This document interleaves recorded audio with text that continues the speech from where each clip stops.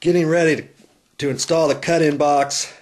And I've showed you this before, but on this tab here that comes up, make sure that this little screw sticks out of the end of that, because if you don't, lots of times when you buy these, that screw is not coming out as far. So when you put this up and you try to screw this in after you put it up against the wall, sometimes it wants to pull out of the little rail there. Okay, so what I do, see how it's kind of lifted up right there already? I don't know if you can see that. See there? See, if you don't have that screw in there that way, lots of times it pops out. Then it's hard for this to screw, and you're binding as you're pulling it through, and lots of times you strip the head off there, and you got to either pull it out and get a new box or whatever. Okay, so you can kind of hold this here like this and screw it in a little bit, you know, and get ready to go. And I popped out one of these, and I did it on the bottom. Think about your project. Okay, I knocked it out with a screwdriver, bent it out of there, and twisted it out. Just grabbed it with a pair of pliers and twisted it right out of there. Okay, then you can clean it up.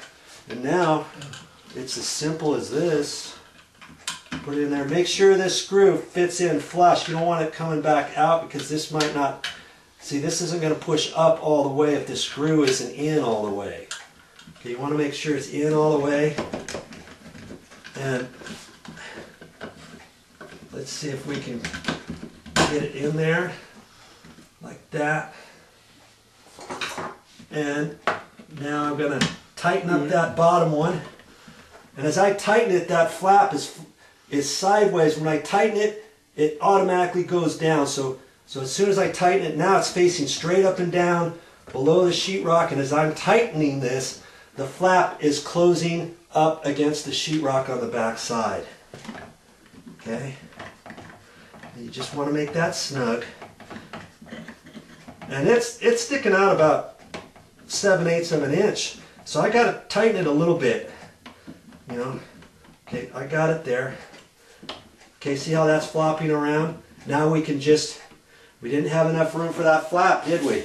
And I didn't want to, no reason to drill out all the wood for that, do we? No. So, what are we going to do now? We're going to find a sheetrock screw, and I think I have one here. I always try to carry a few in my nail bag, and we're going to see if I can hit wood right there. Yeah. And see if I can get this head in between there and not in next to that mounting screw. I think I want to put this up at a slight angle if I can. Now see, there's hardly any wood right there. And I might have to use, well, I'll try over here. I might have to use a longer screw if this one doesn't hold. Because see, this is right at the bottom of the part that I drilled out, right? Okay, I can sink that in and just be careful with it. That's good. And that's how I can do that. Okay, now when you install a cut-in box, when you put in electrical outlet, usually you bend off these ears, and then the rest of this fits into this groove, right? Yep. We can't really fit that groove in there all the way now because this screw is in the way, right? Yeah, it is. So, what can I do about that? If I don't want that screw there, I can take it out. And I really can't put it right there, because if I do that, the cover plate might hit it.